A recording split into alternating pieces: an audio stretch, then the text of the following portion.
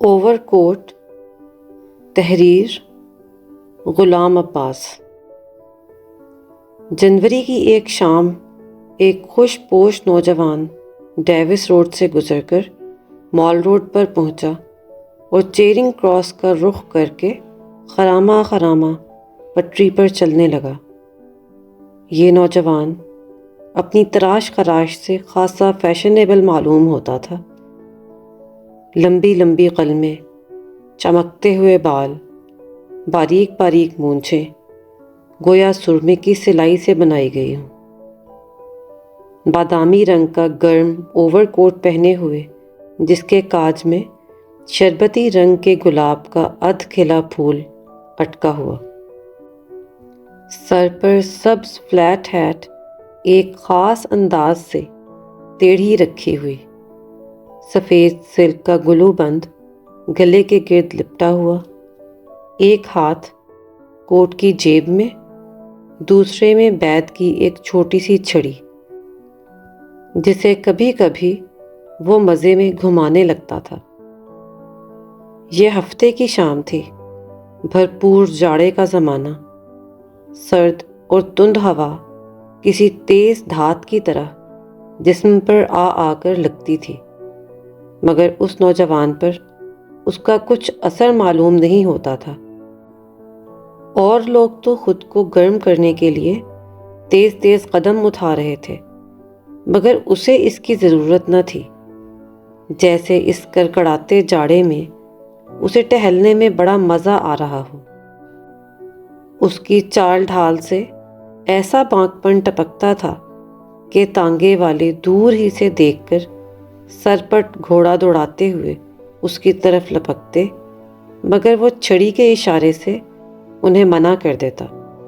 ایک خالی ٹیکسی بھی اسے دیکھ کر رکی، مگر اس نے تھینک یو کہہ کر اسے بھی ٹال دیا۔ جیسے جیسے وہ مال کے زیادہ بارونق حصے کی طرف پہنچتا جاتا تھا، اس کی چونچالی بڑھتی ہی جاتی تھی۔ وہ منہ سے سیٹی بجا کر رقص کی ایک انگریزی دھن نکالنے لگا۔ اس کے ساتھ ہی اس کے پاؤں بھی تھرکتے ہوئے اٹھنے لگے۔ ایک دفعہ جب آس پاس کوئی نہ تھا تو یک بارگی کچھ ایسا جوش آیا کہ اس نے دوڑ کر جھوٹ موٹ بال دینے کی کوشش کی، گویا کرکٹ کھیل رہا ہو۔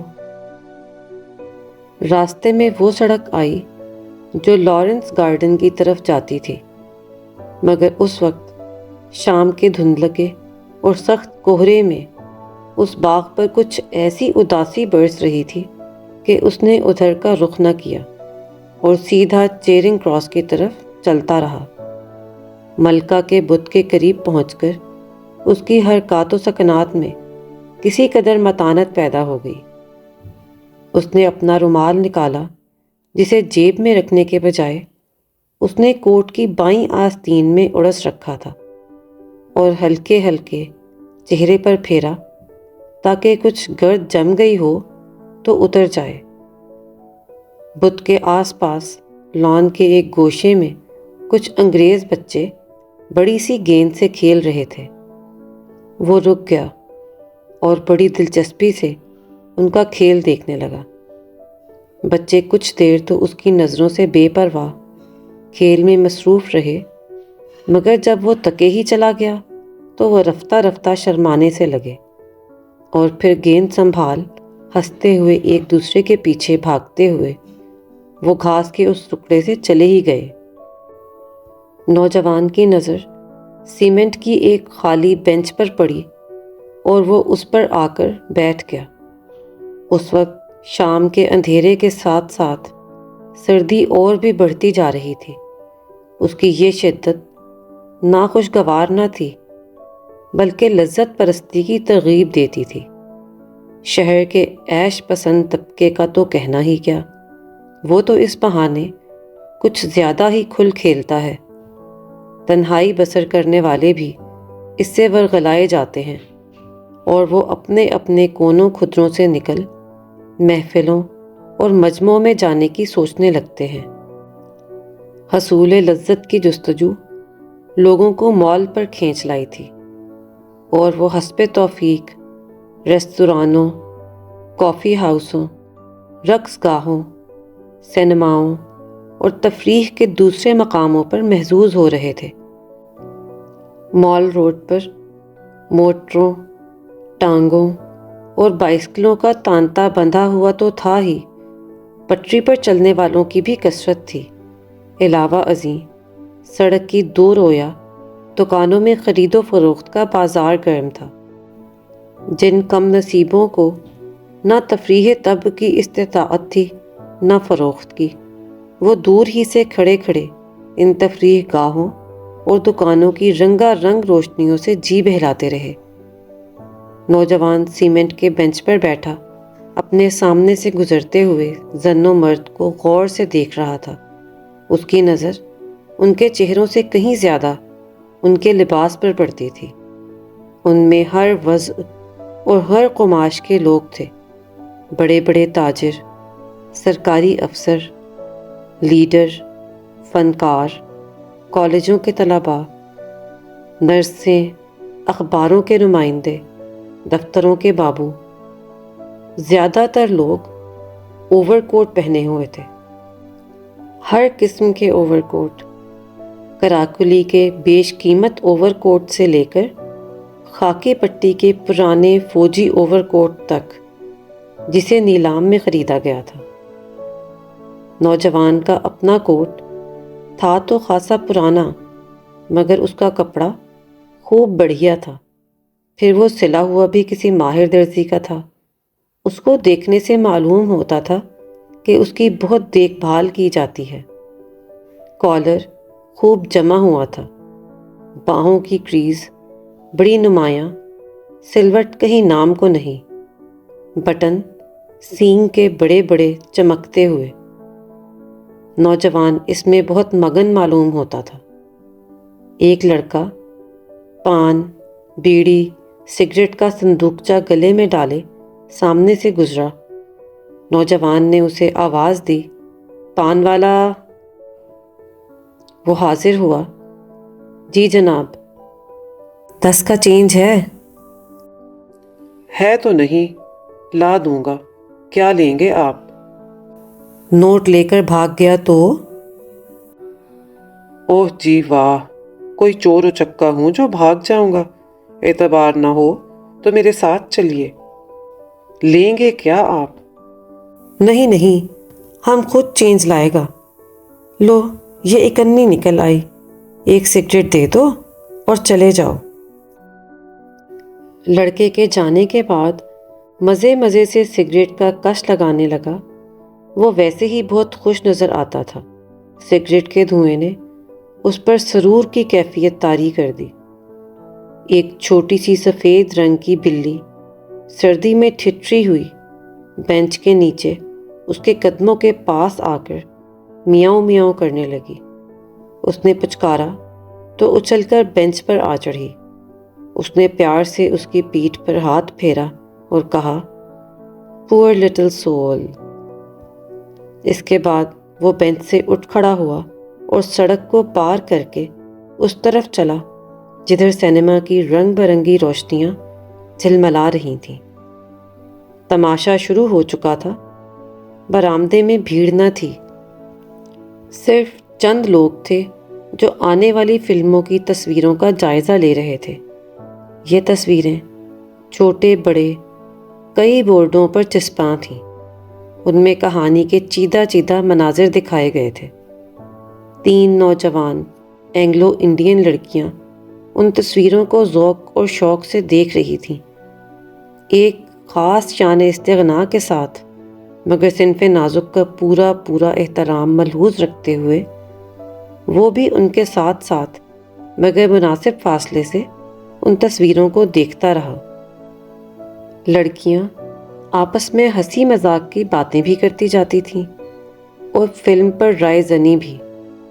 اتنے میں ایک لڑکی نے، جو اپنے ساتھ والیوں سے زیادہ حسین بھی تھی اور شوخ بھی، دوسری لڑکی کے کان میں کچھ کہا، جسے سن کر اس نے ایک قہقہا لگایا، اور پھر وہ تینوں ہنستی ہوئی باہر نکل گئیں۔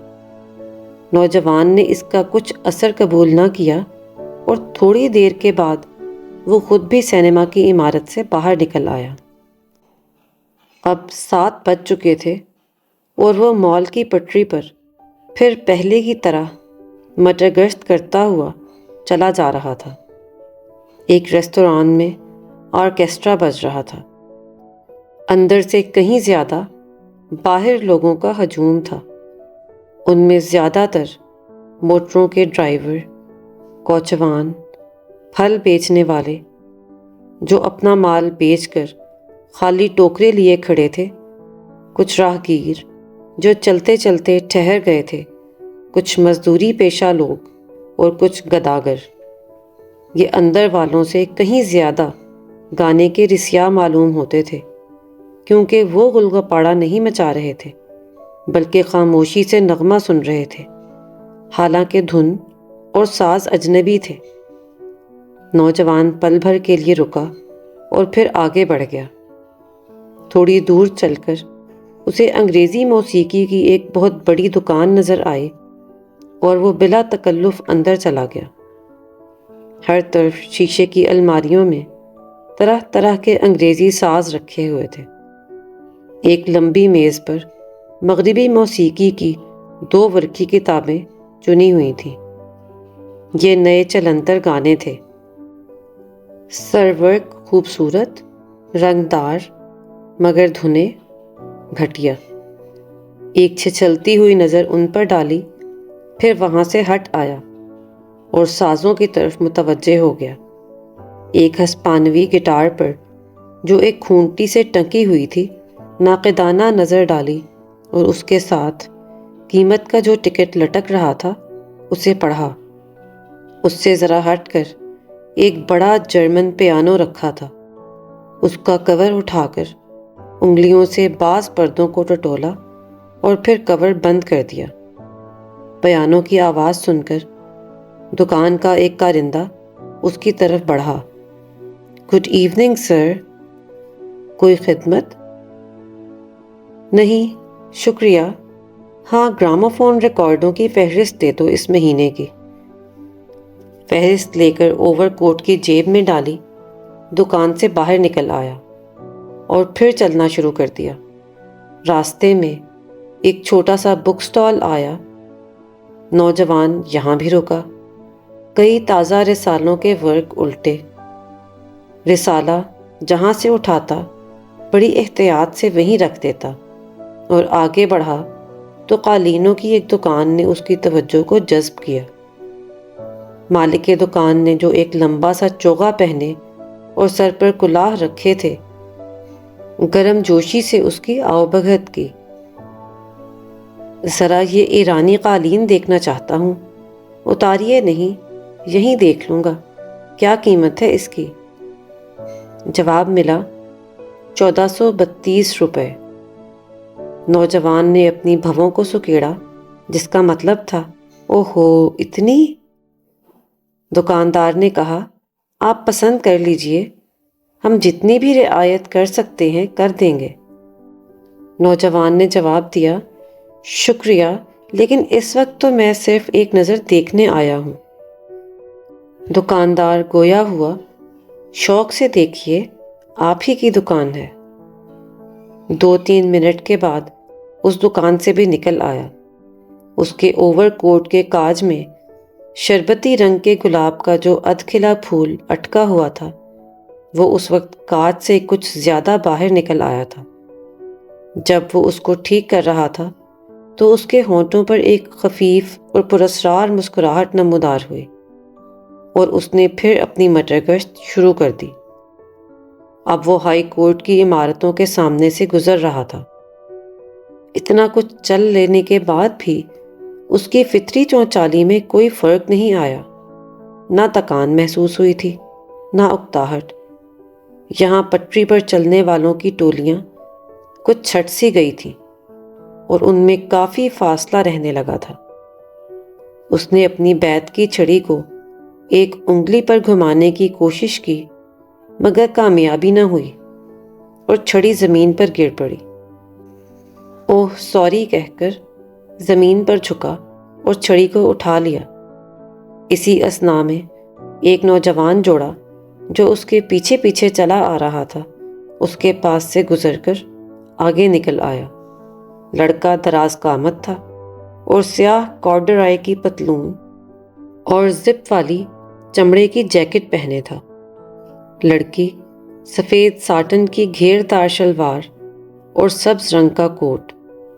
وہ بھاری بھرکم سی تھی۔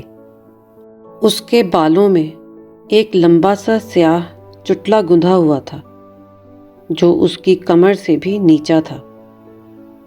لڑکی کے چلنے سے اس کے چٹلے کا پھندنا اچھلتا کودتا پے در پے اس کے فربہ جسم سے ٹکراتا تھا۔ نوجوان کے لیے جو اب ان کے پیچھے پیچھے آ رہا تھا یہ نظارہ خاصا جاذب نظر تھا۔ وہ جوڑا کچھ دیر تک تو خاموش چلتا رہا۔ اس کے بعد لڑکے نے کچھ کہا جس کے جواب میں لڑکی اچانک چمک کر بولی، ہرگز نہیں، ہرگز نہیں، ہرگز نہیں۔ لڑکے نے نصیحت کے انداز میں کہا، سنو، میرا کہنا مانو، ڈاکٹر میرا دوست ہے، کسی کو کانوں کان خبر نہ ہوگی۔ لڑکی نے پھر کہا، نہیں نہیں نہیں۔ لڑکا بولا، میں کہتا ہوں تمہیں ذرا تکلیف نہ ہوگی۔ لڑکی نے کچھ جواب نہ دیا۔ یہ سوچو تمہارے ماں باپ کو کتنا رنج ہوگا، ذرا ان کی عزت کا بھی تو خیال کرو۔ لڑکی کہنے لگی، چپ رہو ورنہ میں پاگل ہو جاؤں گی۔ نوجوان نے شام سے اب تک اپنی مٹر گشت کے دوران میں جتنی انسانی شکلیں دیکھی تھیں ان میں سے کسی نے بھی اس کی توجہ کو اپنی طرف منعطف نہیں کیا تھا۔ فی الحقیقت ان میں کوئی جاذبیت تھی ہی نہیں، یا پھر وہ اپنے حال میں ایسا مست تھا کہ کسی دوسرے سے اسے کوئی سروکار ہی نہ تھا۔ مگر اس دلچسپ جوڑے نے، جس میں کسی افسانے کے کرداروں کی سی ادا تھی جیسے یک پارگی، اس کے دل کو موہ لیا تھا اور اسے حد درجہ مشتاق بنا دیا کہ وہ ان کی اور بھی باتیں سنے اور ہو سکے تو قریب سے ان کی شکلیں بھی دیکھ لے۔ اس وقت وہ تینوں بڑے ڈاک خانے کے چوراہے کے پاس پہنچ گئے تھے۔ لڑکا اور لڑکی پل بھر کو رکے اور پھر سڑک پار کر کے میکلوڈ روڈ پر چل پڑے۔ نوجوان مال روڈ پر ہی ٹھہرا رہا۔ شاید وہ سمجھتا تھا کہ فی الفور ان کے پیچھے گیا تو ممکن ہے انہیں شبہ ہو جائے کہ ان کا تعاقب کیا جا رہا ہے، اس لیے اسے کچھ لمحے رک جانا چاہیے۔ جب وہ لوگ کوئی 100 گز آگے نکل گئے تو اس نے لپک کر ان کا پیچھا کرنا چاہا، مگر ابھی اس نے آدھی سڑک پار کی ہوگی کہ اینٹوں سے بھری ہوئی ایک لوری پیچھے سے بگولے کی طرح آئی اور اسے کچلتی ہوئی میکلوڈ روڈ کی طرف نکل گئی۔ لوری کے ڈرائیور نے نوجوان کی چیخ سن کر پل بھر کے لیے گاڑی کی رفتار کم کی، پھر وہ سمجھ گیا کہ کوئی لوری کی لپیٹ میں آ گیا ہے اور وہ رات کے اندھیرے سے فائدہ اٹھاتے ہوئے لوری کو لے بھاگا۔ 2-3 راہگیر جو اس حادثے کو دیکھ رہے تھے شور مچانے لگے کہ نمبر دیکھو، نمبر دیکھو، مگر لوری ہوا ہو چکی تھی۔ اتنے میں کئی اور لوگ جمع ہو گئے۔ ٹریفک کا انسپکٹر جو موٹر سائیکل پر جا رہا تھا رک گیا۔ نوجوان کی دونوں ٹانگیں بالکل کچلی گئی تھیں، بہت سا خون نکل چکا تھا اور وہ سسک رہا تھا۔ فوراً ایک کار کو روکا گیا اور اسے جیسے تیسے اس میں ڈال کر بڑے ہسپتال روانہ کر دیا گیا۔ جس وقت وہ ہسپتال پہنچا تو اس میں ابھی زندگی کی رمق باقی تھی۔ اس ہسپتال کے شعبہ حادثات میں اسسٹنٹ سرجن مسٹر خان اور 2 نوعمر نرسیں مس شہناز اور مس گل ڈیوٹی پر تھیں۔ جس وقت اسے اسٹریچر پر ڈال کر آپریشن روم میں لے جایا جا رہا تھا تو ان نرسوں کی نظر اس پر پڑی۔ اس کا بادامی رنگ کا اوور کوٹ ابھی تک اس کے جسم پر تھا اور سفید سلک کا مفلر گلے میں لپٹا ہوا تھا۔ اس کے کپڑوں پر جا بجا خون کے بڑے بڑے دھبے تھے۔ کسی نے ازراہ درد مندی اس کی سبز فلیٹ ہیٹ اٹھا کر اس کے سینہ پر رکھ دی تاکہ کوئی اڑا نہ لے جائے۔ شہناز نے گل سے کہا، کسی بھلے گھر کا معلوم ہوتا ہے بیچارہ۔ گل دبی دبی آواز میں بولی، خوب بن ٹھن کے نکلا تھا بیچارہ ہفتے کی شام منانے۔ ڈرائیور پکڑا گیا یا نہیں؟ نہیں، بھاگ گیا۔ کتنے افسوس کی بات ہے۔ آپریشن روم میں اسسٹنٹ سرجن اور نرسیں چہروں پر جراحی کے نقاب چڑھائے جنہوں نے ان کی آنکھوں سے نیچے کا سارا حصہ چھپا رکھا تھا، اس کی دیکھ بھال میں مصروف تھے۔ اسے سنگ مرمر کی میز پر لٹا دیا گیا۔ اس نے سر میں جو تیز خوشبودار تیل ڈال رکھا تھا اس کی کچھ کچھ مہک ابھی تک باقی تھی۔ پٹیاں ابھی تک جمی ہوئی تھیں۔ حادثے سے اس کی دونوں ٹانگیں تو ٹوٹ چکی تھیں مگر سر کی مانگ نہیں بگڑنے پائی تھی۔ اب اس کے کپڑے اتارے جا رہے تھے۔ سب سے پہلے سفید سلک کا گلو بند اس کے گلے سے اتارا گیا۔ اچانک نرس شہناز اور نرس گل نے بیک وقت ایک دوسرے کی طرف دیکھا۔ اس سے زیادہ وہ کر بھی کیا سکتی تھیں؟ چہرے جو دلی کیفیات کا آئینہ ہوتے ہیں جراحی کے نقاب تلے چھپے ہوئے تھے اور زبانیں بند۔ نوجوان کے گلو بند کے نیچے نیک ٹائی اور کالر تو کیا، سرے سے قمیض ہی نہیں تھی۔ اوور کوٹ اتارا گیا تو نیچے سے ایک بہت بوسیدہ اونی سویٹر نکلا جس میں جا بجا بڑے بڑے سوراخ تھے۔ ان سوراخوں سے سویٹر سے بھی زیادہ بوسیدہ اور میلا کچیلا ایک بنیان نظر آ رہا تھا۔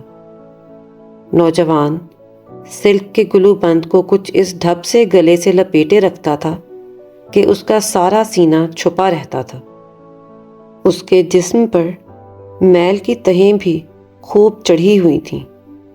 ظاہر ہوتا تھا کہ وہ کم سے کم پچھلے 2 مہینے سے نہیں نہایا۔ البتہ گردن خوب صاف تھی اور اس پر ہلکا پاؤڈر لگایا ہوا تھا۔ سویٹر اور بنیان کے بعد پتلون کی باری آئی اور شہناز اور گل کی نظریں پھر بیک وقت اٹھیں۔ پتلون کو پیٹی کی بجائے ایک پرانی دھجی سے جو شاید کبھی نیک ٹائی رہی ہوگی خوب کس کے باندھا گیا تھا۔ بٹن اور بکسوئے غائب تھے۔ دونوں گھٹنوں پر سے کپڑا مسک گیا تھا اور کئی جگہ کونچیں لگی تھیں، مگر چونکہ یہ حصے اوور کوٹ کے نیچے رہتے تھے اس لیے لوگوں کی ان پر نظر نہیں پڑتی تھی۔ اب بوٹ اور جرابوں کی باری آئی اور ایک مرتبہ پھر مس شہناز اور مس گل کی آنکھیں چار ہوئیں۔ بوٹ تو پرانے ہونے کے باوجود خوب چمک رہے تھے مگر ایک پاؤں کی جراب دوسرے پاؤں کی جراب سے بالکل مختلف تھی۔ پھر دونوں جرابیں پھٹی ہوئی بھی تھیں، اس قدر کہ ان میں سے نوجوان کی میلی میلی ایڑیاں نظر آ رہی تھیں۔ بلا شبہ اس وقت تک وہ دم توڑ چکا تھا۔ اس کا جسم سنگ مرمر کی میز پر بے جان پڑا تھا۔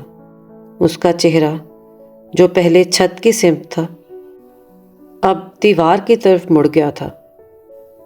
معلوم ہوتا تھا کہ جسم اور اس کے ساتھ ساتھ روح کی اس برہنگی نے اسے خجل کر دیا ہے اور وہ اپنے ہم جسموں سے آنکھیں چرا رہا ہے۔ اس کے اوور کوٹ کی مختلف جیبوں سے جو چیزیں برآمد ہوئی وہ یہ تھیں: ایک چھوٹی سی سیاہ کنگھی، ایک رومال، 6.5 آنے، ایک بجھا ہوا آدھا سگریٹ، ایک چھوٹی سی ڈائری جس میں لوگوں کے نام اور پتے لکھے تھے، نئے گراموفون ریکارڈوں کی ایک ماہانہ فہرست اور کچھ اشتہار جو مٹر گشت کے دوران اشتہار بانٹنے والوں نے اس کے ہاتھ میں تھما دیے تھے، اور اس نے انہیں اوور کوٹ کی جیب میں ڈال دیا تھا۔ افسوس کہ اس کی بیت کی چھڑی جو حادثے کے دوران میں کہیں کھو گئی تھی اس فہرست میں شامل نہ تھی۔ امید ہے آپ کو یہ آڈیو افسانہ پسند آیا ہوگا۔ مزید آڈیو اسباق سننے کے لیے اگلے جمعہ میرے چینل پر واپس آئیے۔ شکریہ۔